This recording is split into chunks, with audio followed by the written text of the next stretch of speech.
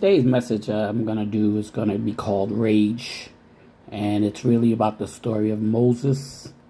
And I want to talk a little bit, I'll get into it a little later about rage, but how our lives pretty much, Moses' life and the story of Moses has a lot to do with our life. And I'm going to be talking on a lot of things about leadership and, people in charge of places and things. I'm going to get into a lot of things. It's going to probably be a 3-part series on part 1 and then another part next week that I probably do. But I'm going to start off by saying there's a difference between leaders and someone who has a title. Listen to what I'm saying. There's a difference between leaders and someone who has a title. Okay, we all know the difference between a leader and someone who just has a title of a leader. Moses was a great leader. He really was, because you got to remember, Moses had to take the Israelites through the wilderness. And the hardest thing to do is to deal with all these attitudes and everything else and have a bunch of people following you, without being a great leader. And he definitely was a great leader. To be a leader, you have to be strong, and that's something that we're lacking today in our society is somebody that's a leader that's strong. That goes for politics, goes for religion, it goes for churches, goes for schools, any aspect in our lives. These days, we don't have the people that's leading us that's strong. Give you a perfect example, like the gun law. You have the Democrats and Republicans that's fighting against assault weapons, trying to get rid of assault weapons when it's killing everybody. And yet and still there's no need for assault weapons. But we don't have the strong people to put a stop to this, because everybody's got their hands in somebody's pocket. And so the strength and the leadership is not there either. So that's why I said a leader has to be strong. A true leader wouldn't allow this to happen. And we don't have leaders in Congress like we used to that's strong enough to stop this. And it's a shame. A leader has to be unorthodox. When I say unorthodox, it means it's like the most of us are right-handed, so they call that, the right-handed person is a normal thing. But when you're a left-handed person, you're unorthodox, and that's what a leader has to be. A leader has to be unique, has to be different, has to do things differently. It can't be in the same category as everybody else. That's unorthodox. A leader doesn't follow the crowd. A leader goes against the grain, which is so true. We have a lot of leaders that want to follow the crowd. When the crowd is running in one direction, they running with the crowd because they want to be seen with that crowd, or on that crowd side.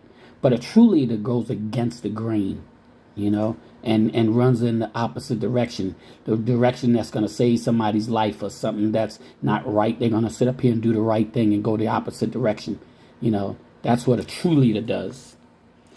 Leaders don't follow the trend. Leaders are trend makers. Let me see if I can say this a little better. Leaders don't follow the trend. Leaders are trend makers. When I say leaders are trend makers, when you're a true leader, you're not going to follow what everybody else is doing. You're going to do the opposite, and you're going to create your own trend. True leaders create their own trend. They're trend makers. They different from the regular people that's just going to follow the grain. They're going to follow the rest of the crowd. They're going to follow and the trend of everybody else. That's what they do. They follow a different trend. They're a trend maker. I'll put it that way. They're a trend maker.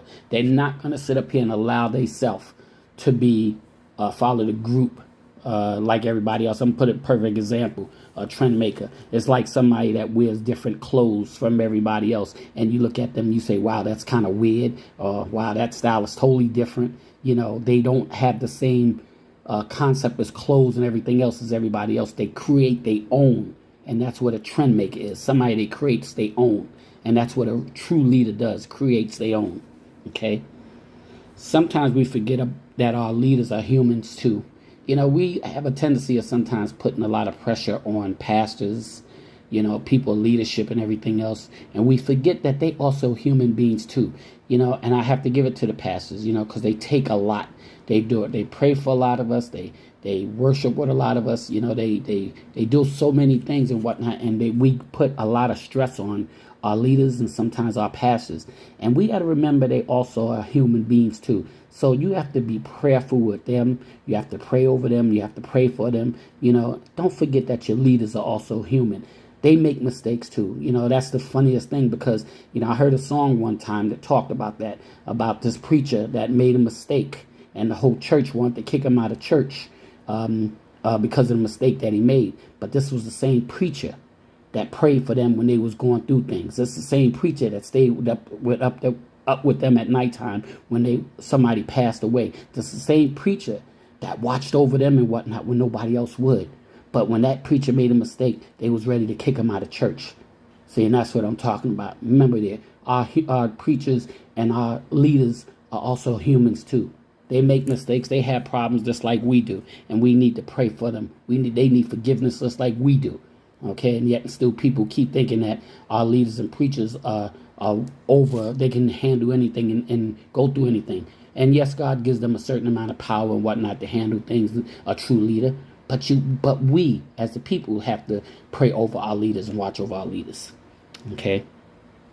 Sometimes God will put you in a position that some people will not like you. Hear what I'm saying on this? Sometimes God will put you in a position that some people are just not going to like you. Have you ever been put in a position of leadership and some people just get jealous and they just not going to like you because you got that position of leadership? We have a lot of that going on. That goes with work. Sometimes people, the job will put you a leader over a certain thing in work, and some people are going to get upset and jealous and whatnot because of that position. No matter what you do, they're not going to like you because you had that position. That's just the way life is. You cannot be a true leader, okay, if you are worrying about being liked. Hear what I'm saying on this. You cannot be a true leader. It's okay to be liked. We all want to be liked. But you cannot be a true leader if all you worrying about is being liked. If you just worrying about being liked and that's what gets you through, then you're not a leader. See, I'm talking about things that makes you a leader and things that don't make you a leader. And if you worrying about being liked, okay, like I said, we all want to be liked. There's nothing wrong with being liked. But if you weren't about being liked, then you are not a true leader. Because a true leader sometimes is going to find a lot of people that just don't like them. That's just the way it is. True leadership sometimes go through controversy. And boy, do I know about this part. I work for FedEx. And from the beginning that I started working and whatnot, I always been in controversy because I don't like when people do things against somebody and it really bothers me, and I have a tendency of speaking up. So they consider me sometimes controversial, and it's not that I'm looking for controversy, but I'm not going to run away from it. I don't welcome it, okay? But if it comes, I'm not going to run away from it. A lot of us, controversy comes and we run away from it. And that's the problem. You can't run away from controversy. When it comes, you have to hit it straight on and deal with it. That's what a true leader does. A true leader deals with controversy head on. They don't run away from it. Yet and still, we got a lot of so-called leaders that want to be leaders. But when controversy comes, they want to put it off on somebody else. Or the first thing they want to do is run and hide. That's not a true leader. That's not what a true leader does. A leader cannot be a crowd pleaser. We got a lot of leaders that want to be a crowd pleaser. You can't be a leader and be a crowd pleaser. Yes, you want to simmer down the crowd when things are going up, so everything is getting crazy and everything else. But there's no way in the world that you're going to please the whole crowd. There's going to be somebody in that crowd that no matter what you say or do, they're not going to sit up here and be happy with you. That's just the way it is. A real leader cannot be a crowd pleaser. It just don't work that way. There's sometimes you just can't do it. There's a price that comes with being a leader. Everybody wants to be a leader, but nobody wants to pay the price for being a leader. See, true leadership comes with a price. There's going to be times you're not going to be liked, like I said. There's going to be times there's going to be controversy, like I said. There's going to be times there's going to be disagreements and everything else. There's going to be times people going, your so-called friends are going to turn their back on you and go on the other side. A true leader, that's what a true leader is. A true leader, it comes with a price. It comes with friendship. It comes with family. People that you've been close to will turn their back on you because it comes with a price. And yet and still, a lot of us don't want to pay the price. We all want to be leaders, but nobody wants to pay the price of being a leader. A leader shakes and moves things.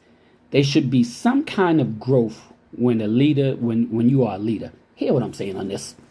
If you're a leader, in your realm, there should be some kind of shaking and moving things. Things shouldn't be staying the same and not moving, not shaking. Things should be changing. There should be some kind of growth if you are a leader. You know, you can't sit up here and be a leader of a school or a leader of a church or a leader of a business and everything stays the same and yet still you call yourself a leader. If there's no growth, then there's no leadership. And I see it so many times I was in a Waffle House the other day and I seen a lot of people just standing around and it took almost an hour to get some food. Okay, and it was only one lady who was supposed to be the leader, and she was doing all the work while the other people was literally doing nothing. Poor leadership, not good leadership at all. She's working herself hard, and she has a crew, but yet and still they sitting up here doing little to nothing while she's doing all the work. That's poor leadership. There's no growth. You know, and not taking anything away from her. But that's why I said sometimes people get put in leadership positions that don't deserve it. And no offense and whatnot, if there was a true leader, they would have made these. If there was a true leader handling these people, the work would have been getting done better than what it was getting done. It's not that she, like I said, wasn't a bad person.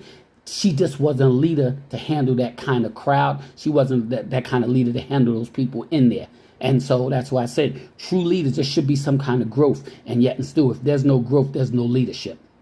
I'm going to go on a part 2 on this. Like I said, it's probably be a 3-part series on this. I'm going to go into a part 2 on this and start talking a little bit more about this, like I said, about rage and the story of Noah. So it's going to be a part 2.